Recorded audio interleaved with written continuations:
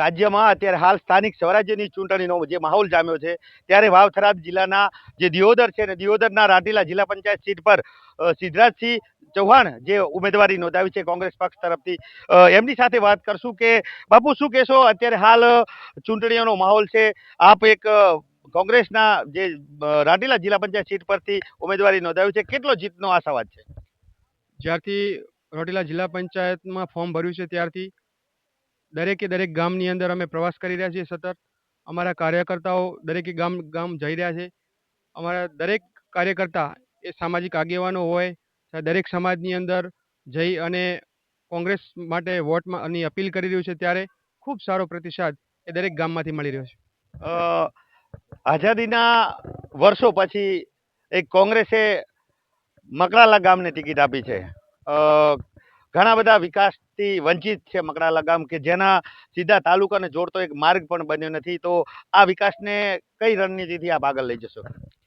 મકડાલા ગામની અંદર સાચી વાત છે આપની કે મૂળભૂત પ્રશ્નો હજી પણ આઝાદીના આટલા વર્ષો બાદ પણ મકડાલા ગામને તાલુકા મથકથી જોડતો રોડ નથી. અને ગામના પ્રજામાં જે આજે અમે મકડાલા ગામની જે મિટિંગ હતી એની અંદર સમગ્ર મકડાલા ગામ એ એક સાથે અહીંયા મારા આમંત્રણને માન આપીને આવ્યું હતું. અને બધા જ ગામજનોને ખૂબ જ સાથ અને સહકાર મળી રહ્યો છે.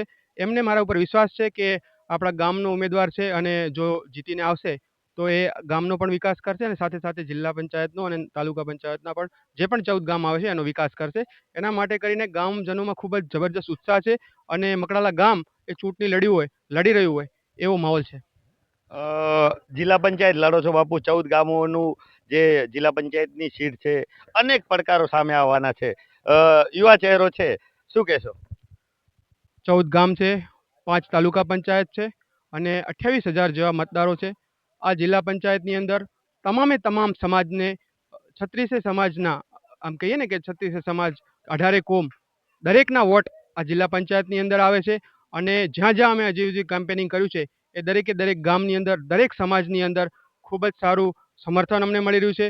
કારણ કે અત્યારે જે વાવ અને થરાદ જિલ્લાની પ્રજા અને ખાસ કરીને ખેડૂતો એ આ ભાજપની સરકારથી, આ તાનાશાહી સરકારથી કંટાળી ચૂક્યા છે. યુવાનો બેરોજગાર છે.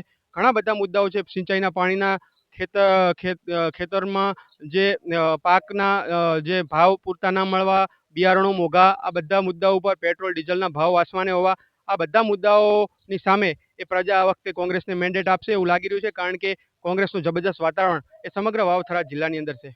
અત્યારે હાલ વાવ થરાદ જિલ્લા પંચાયતની ચૂંટણીઓ છે. મકડાલા ગામ એક એવું એક નાનકડું ગામ છે અને એક તમારા જેવા એક યુવા ચહેરાને જે લોકો હજુ આપને સીધા ઓળખતા નથી, છતાં બી કોંગ્રેસે આપના પર વિશ્વાસ મૂક્યો છે. એવું નથી કે લોકો નથી ઓળખતા. અત્યારે મારા દાદા એમ એક સમાજના અગ્રણી હતા અને અહીંયા જે પણ અમારો દિયોદર તાલુકો છે એના દરેક ગામની અંદર મારા દાદાનો અને અમારા પરિવારનો ઘરોબો હતો. આજે જ્યાં પણ જઈ રહ્યા છીએ ત્યાં ખૂબ જ સારો પ્રતિસાદ મળી રહ્યો છે. અમારી છબી છે એ ખૂબ જ સારી છે. હું મકડાલા ગામના, મારા દાદા એ મકડાલા ગામના ભાણેજ હતા અને હું પાલડીનો ભાણેજ છું. પરંતુ સમગ્ર જાગીરદાર સમાજ તેમજ દરેક સમાજ એ પોતાના દીકરો ગણીને ખૂબ સારું સમર્થન આપી રહ્યું છે.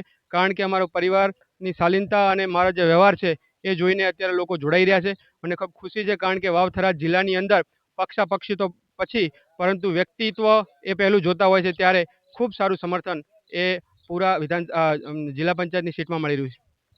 આ હતા સિદ્ધરાજસિંહ ચૌહાણ, જેઓ રાંદેલા જિલ્લા પંચાયત પર ચૂંટણી લડી રહ્યા છે. ખૂબ જ અનુભવી ચહેરો છે.